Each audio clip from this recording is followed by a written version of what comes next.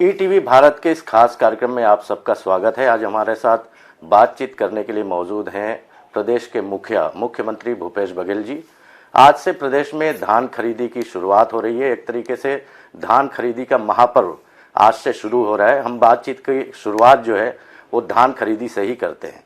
लक्ष्य इस बार बढ़ा दिया है भूपेश बघेल जी ने धान खरीदी का, लेकिन अभी भी उनके सामने बड़ी चुनौती ये है कि बारदाने की कमी और जो उसना चावल न लेने की बात कही जा रही है एफसीआई द्वारा, कैसे निपटेंगे भूपेश बघेल जी? बारदाना उपलब्ध कराने की जिम्मेदारी भारत सरकार की रहती है, जो जूट कमिश्नर की, और उसे हमने अपनी जो डिमांड है उसे दी थी, उसके बाद भी पूर्ति वो नहीं कर पाए। पिछले साल भी कोरोना कारण से स्थिति निर्मित हुई थी, लेकिन किसानों के से बारदाना लेकर, व्यापारियों से बारदाना लेकर, साथ ही जो पीडीएस के जो चावल से जो खाली हुए जो बारदाने हैं उससे करके हम लोगों ने 92 लाख मीट्रिक टन धान खरीदा था। इस साल 1 करोड़ मीट्रिक टन से ऊपर तक के जाने की उम्मीद है। अब भारत सरकार यदि उपलब्ध नहीं कराती तो हमारे साथ बाध्यता है कि सब लोगों से फिर से, किसानों से, व्यापारियों से, राइस मिलर से, पीडीएस से, सबसे मिला के इसकी पूर्ति करेंगे। धान खरीदी बंद नहीं कर सकते, लेकिन हमारे किसान भाइयों ने पिछले समय भी इस परिस्थिति को समझते हुए उन लोगों ने सहयोग किया, सभी लोगों ने सहयोग किया। तब 92 लाख मीट्रिक टन जो रिकॉर्ड था उसे खरीदी हम लोग किए हैं। दूसरा, भारत सरकार पहली बार उसना चावल ना लेने का फैसला किया है। यदि ये पहले करते तो किसानों से हम अपील कर सकते थे कि भाई उसना क्वालिटी का चावल धान आप ना बोएं। अब अचानक ये निर्णय हुआ है तो एक कठिन चुनौती है। भारत सरकार कदम कदम पे अड़ंगे लगा रही है, लेकिन यहाँ के छत्तीसगढ़ की जनता के सहयोग, समर्थन से उस चुनौती का लगातार हम लोग सामना करते जा रहे हैं और सफलता भी मिलती जा रही है। तो इसमें भी हम लोग सफल होंगे चावल जमा करने के बाद। लेकिन एक बात है कि अगले वर्ष से जो खरीफ फसल फिर से आएगा, उसमें किसान भाइयों से अपील करना होगा कि अभी से जो बीज रखेंगे वो अरवा क्वालिटी के जो धान हैं, जिसे अरवा क्वालिटी का चावल बनता है, उसको ज़्यादा से ज़्यादा लगाएं, क्योंकि बाज़ार में सभी प्रकार के बीज हैं, किसानों के पास भी बीज हैं और मार्केट में बीज उपलब्ध है। तो उस नौ क्वालिटी को हतोत्साहित करना होगा। तो इससे ऐसा कहीं लगता है कि असहयोग की भावना से ये सारी चीज़ें की जा रही है कि यहाँ पर कांग्रेस की सरकार है, सेंट्रल में बैठे हुए बीजेपी के लोग हैं। वो सीधी बात वो स्पष्ट दिखाई दे रहा है। कभी हम बोनस देने की बात करते हैं तो आप देंगे तो आपको चावल नहीं खरीदेंगे, चावल खरीदते हैं तो फिर उसके बाद कहते हैं कि आपके उसना नहीं खरीदेंगे। तो इस प्रकार से जो अड़ंगेबाजी वो स्पष्ट दिखाई दे रहा है। अभी अब कुछ ही दिनों बाद बतौर मुख्यमंत्री आपको प्रदेश में 3 साल पूरे होने वाले हैं। उपलब्धियां अगर बोलो तो काफी लंबी फहरिस्त है आपके पास।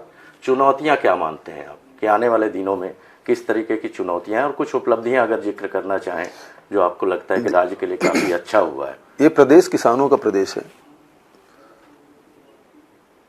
और उसके लिए सबसे पहले हमने ऋण माफी 25 रुपये क्विंटल में धान खरीदी, फिर 9,000 प्रति एकड़ के हिसाब से इनपुट सब्सिडी, और उसके साथ साथ लघु उपज के वृद्धि खरीदने के 4,000 प्रति माना बोरक तेंदुपत्ता, और साथ ही लघु उपज खरीदने की व्यवस्था, उसके वैल्यू एडिशन। पहली बार हम लोग कोदो, कुटकी, रागी का समर्थन मूल्य घोषित किए हैं और उसे खरीदने की भी व्यवस्था कर रहे हैं। तो ग्रामीण अर्थव्यवस्था हमने पूरी तरह से चुस्त दुरुस्त किया है। उससे कारण से हुआ ये है कि हमारा जो शहरों के जो बाजार हैं उसमें रौनक रहा है। दीपावली में भी खूब रौनक रहा है, सभी सेक्टर में ग्रोथ रहा है। तो ये हमारे फायदे हैं।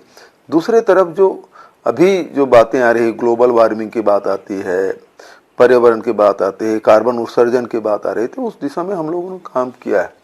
चाहे नरवा के माध्यम से वाटर रिचार्जिंग नालों का काम लगातार हम कर रहे हैं, उसी प्रकार से जो कार्बन उत्सर्जन है तो उससे जो गौठान जो योजना है उसके माध्यम से गोबर खरीदी और गौठानों का निर्माण, और निर्माण के बाद जो पैरा है उसको इकट्ठा करके गौठान में लाने की व्यवस्था, न जलाने की अपील। तो एक जो हम लोगों ने एक सॉल्यूशन लोगों के सामने रखा है, किस प्रकार से कार्बन उत्सर्जन को रोका जा सकता है। और और उसको छत्तीसगढ़ भले छोटा राज्य हो लेकिन उसके कैसे एक उत्तर खोजने की जो कोशिश है वो इस प्रकार से, और उसके बाद लोगों की इनकम बढ़ाने की बात जो हो रही है वो हम लोग कर रहे हैं, इसे सफल बनाना। और उसके बाद अभी रूरल इंडस्ट्रियल पार्क स्थापित करना एक बड़ी चुनौती है, जिसमें हमारे जो शहर के जो व्यापारी हैं उनको जिन सामानों की जरूरत पड़ती है वो उत्पादन हमारे गांव में हो और शहर हमारा विक्रय केंद्र हो।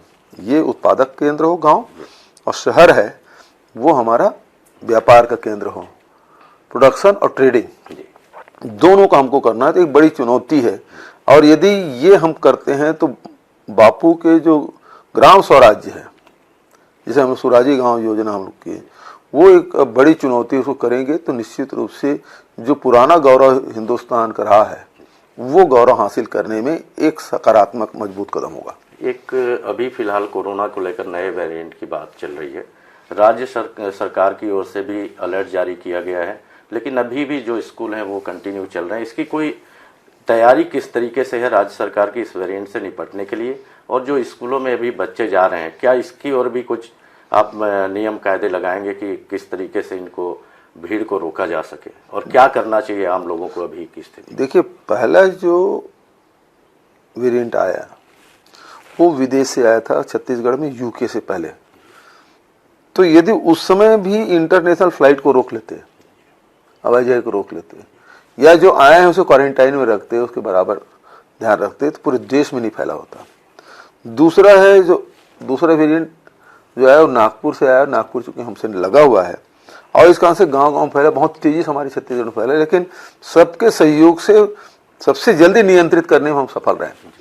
तीसरे वेरिएंट भी कह रहे हैं कि ये दक्षिण अफ्रीका से आ रहा है, और लगातार हम लोग मांग कर रहे हैं कि भारत सरकार उन देशों से जहां तीसरी जो लहर जिन देशों से निकला है वहां से कम हवाई यात्राएं रोके, और वहां से जो आ रहे हैं उसका पूरा ट्रीटमेंट करें, क्वारंटाइन में रखें और उसको पूरा देखभाल करें, तो उसको ट्रेस करें, तो निश्चित रूप से रोका जा सकता है।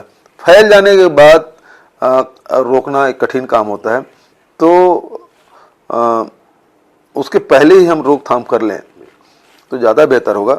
हम लोग भी नज़र रखे हुए हैं, क्योंकि बच्चों की स्कूलों की पढ़ाई बहुत नुकसान हो चुका है, और नुकसान ना हो इसलिए हम लोग लगातार स्कूल को भी बाजार को भी खोल के रखे हैं। सारे लोग इस मामले में दहशत में हैं, ये फैलेगा तो फिर नुकसान होगा, व्यापार का, ट्रांसपोर्टेशन का, होटल का, बच्चों का, सबका नुकसान होता है। तो ये ना हो, इसके लिए सबको सचेत रहना होगा। और तीसरे वेरिएंट के बारे में जो जिस प्रकार से विशेषज्ञ लोग बता रहे हैं, इसमें भी उसी प्रकार से जरूरी है। मास्क है, सैनिटाइजर है, बार बार हाथ धोने की बात, दूरी बना कर रखने की बात है। तो ये जो सुरक्षा है वो बहुत जरूरी है। उस सुरक्षात्मक जो उपाय हैं उसे हम सबको करना चाहिए। ये आला कमान ने एक बहुत अहम जिम्मेदारी आपको दी है यूपी चुनाव को लेकर। असम के बाद यूपी बड़ा राज्य है, क्या आकलन है? आप लगातार दौरा कर रहे हैं यूपी का, क्या आकलन है आपका? क्योंकि 32 साल से सत्ता से दूर है उस जगह में आप लोग यूपी में। प्रियंका जी के नेतृत्व में लगातार उत्तर प्रदेश के संगठन का काम किया जा रहा है, और प्रदेश, जिला, ब्लॉक, न्याय पंचायत और बूथ लेवल तक के कमेटियां बनाने का काम बहुत तेजी से चला है और चल रहा है। ट्रेनिंग प्रोग्राम भी लगातार चल रहे हैं, और उसके कारण से कांग्रेस काफ़ी मजबूती से उभर के सामने आया है। और उसका आपने देखा होगा जिस प्रकार से बनारस की रैली है, गोरखपुर की रैली है, बुंदेलखंड महोबा की जो रैली है, ज़बरदस्त लोगों में उत्साह और आकर्षण, और जो उन्होंने जो प्रतिज्ञाएं की है उससे वो सीधा लोगों को कनेक्ट कर रहे हैं। तो लोगों को जुड़ाव कांग्रेस की ओर हो रहा है, और दिन प्रतिदिन कांग्रेस का ग्राफ बढ़ते जा रहा है। तो आपको लग रहा है कि वहाँ गवर्नमेंट आपकी सरकार बनेगी उत्तर प्रदेश में? मैं ये कह सकता हूँ कि चौंकाने वाले रिजल्ट आएंगे। जी। अभी पिछले चुनाव की बात करें तो समाजवादी पार्टी से आप लोगों का गठबंधन था। इस बार ऐसा क्या है कि बातचीत ही नहीं चल रही है? क्या ऐसा कुछ होने ही वाला नहीं है? सब लोगों ने तय किया कि सब छोटे जो पार्टियां हैं उसे गठबंधन करें, तो सारे लोग करें, भाजपा भी कर रहे हैं, सपा भी कर रहे हैं, हम लोग भी कर रहे हैं। तो सब लोग इंडिविजुअल लड़ेंगे, छोटे छोटे जो बहुत बड़ा राज्य है तो बहुत सारे छोटे छोटे संगठन भी हैं, उनसे सब गठबंधन करते जा रहे हैं। जो चुनावी वायदे आप लोगों ने अभी किए हैं यूपी में, उसको लेकर बीजेपी और जो विपक्षी दल हैं वो कह रहे हैं कि ये सिर्फ वायदे हैं, चुनावी वायदे, इसको पूरा नहीं किया। चाहे 40% महिलाओं को आरक्षण, वो तो हालांकि करेंगे आप लोग, लेकिन उसके बाद जो जो वायदे हैं उनको लेकर वो टारगेट कर रहे हैं आप लोगों को, आपकी पार्टी को। आपको लगता है कि ये सारे वायदे, क्योंकि इसमें गेहूं और धान का जो समर्थन मूल्य है जिस पे खरीदी करनी है, जैसे छत्तीसगढ़ में आपने वायदा किया था कि 2500 में खरीदेंगे, वहां पर भी उसे अमल किया जाए, तो ये कारगर होगा क्या आपको लगता है? बिल्कुल, जब छत्तीसगढ़ में किया जा सकता है तो उत्तर प्रदेश में क्यों नहीं किया जा सकता? वहां जब यहाँ हम लोगों ने अभी 2500 से ऊपर पड़ रहा है किसानों को धान की कीमत, तो जैसे गौठान हमने किया है, उत्तर प्रदेश में जानवर खुले में घूम रहे हैं, उसके कारण से लोग परेशान हैं, यानी फसल नहीं बचा पा रहे हैं, और उसके कारण से लगातार रोज किसानों के बीच में झगड़े हो रहे हैं। तो ये जो समस्या है इसके निदान भी छत्तीसगढ़ में जो हमने गौठान का कार्यक्रम लिया है उससे इससे निदान मिलेगा। तो बहुत सारी योजनाएं हमने छत्तीसगढ़ में लागू की है, तो उसी के तर्ज पे हम लोग उत्तर प्रदेश में लागू करेंगे। तो छत्तीसगढ़ मॉडल ही चलेगा उत्तर प्रदेश में और चौंकाने वाले रिजल्ट आएंगे। जी धन्यवाद बहुत बहुत भूपेश बघेल जी आपका ईटीवी भारत को समय देने के लिए। तो मुख्यमंत्री जी ने साफ तौर पर कहा है कि उत्तर प्रदेश में भी चौंकाने वाले रिजल्ट आने वाले हैं और जो छत्तीसगढ़ का मॉडल है वही उसके पीछे की वजह होने वाली है। कैमरामैन मिथिलेश के साथ प्रवीण सिंह, ईटीवी भारत, रायपुर।